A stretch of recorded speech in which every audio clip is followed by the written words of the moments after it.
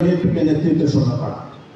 কারণ একটা স্বৈরাচারী সরকার, একটা একনায়কত্ব সরকার কন্টিনিউ করার জন্য যদি একটি শক্তিশালী বিরোধী দল থাকে তাহলে একনায়কত্ব কায়েম করতে পারবে না।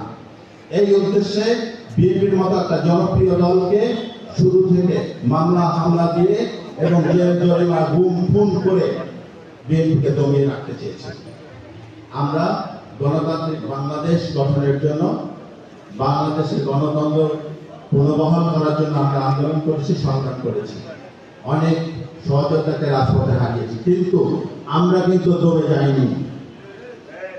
16-17 বছর থেকে যে প্রেক্ষাপট তৈরি হয়েছিল ফ্যাসিস্ট সরকার হটানোর জন্য, সেই প্রেক্ষাপটকে গত জুলাই আগস্ট মাসে ছাত্র জনতা মিলিত হয়ে একটা গণ আন্দোলনে, একটা গণ অভ্যুত্থানের রূপ দিয়েছে, যার পরিপ্রেক্ষিতে এই দেশ থেকে ফ্যাসিস্ট হাসিনা বিতাড়িত হয়েছে।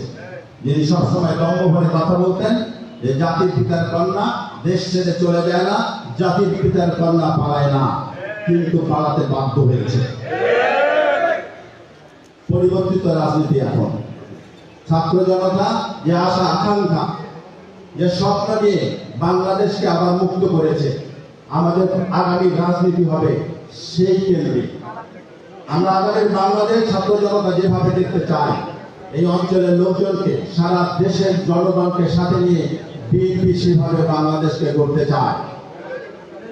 আমাদের মাথায় সব সময় রাখতে হবে যে আমরা যে অঞ্চলে আছি বিএনপির প্রতিনিধি, আমরা কিন্তু খালেদা জিয়ার প্রতিনিধি, আমরা তারেক রহমানের প্রতিনিধি, আমরা বিএনপির প্রতিনিধি। তাই আমাদের আচার আচরণ, চাল চলন, এটাতে যেন জনগণ কখনো আমাদের বিরুদ্ধে বিক্ষুব্ধ হয়ে না ওঠে, আমরা যেন জনগণের আস্থা না হারাই, আমরা যেন জনগণের ভালোবাসা না হারাই, প্রতিটি মুহূর্তে আমাদের মাথায় সে জিনিসটা রাখতে হবে। আমরা দেখেছি শেখ হাসিনা সরকার জনগণের ভোটের কোনো তোয়াক্কা করতো না। দেশের ভোটাধিকার, মানুষের ভোটাধিকার হরণ করে নিয়েছিল। দিনের ভোট রাতে হয়েছে, কখনো বিনা ভোটে সরকার নির্বাচিত হয়েছে, কখনো বা আমি ভোট আমরা দেখেছি।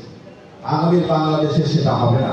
এখন একটা অন্তর্বর্তীকালীন সরকার আছে, আমরা আশা এবং বিশ্বাস করি যে অন্তর্বর্তীকালীন সরকারের অধীনে একটি সুষ্ঠু নিরপেক্ষ নির্বাচন হবে, একটা প্রতিদ্বন্দ্বিতাপূর্ণ নির্বাচন হবে। আমরা আমাদের দলকে সেভাবে পুনর্গঠিত করতে চাই। আপনারা যারা আজকে এখানে উপস্থিত আছেন, তারা আগামী দলকে সেভাবে সংগঠিত করবেন এবং দলের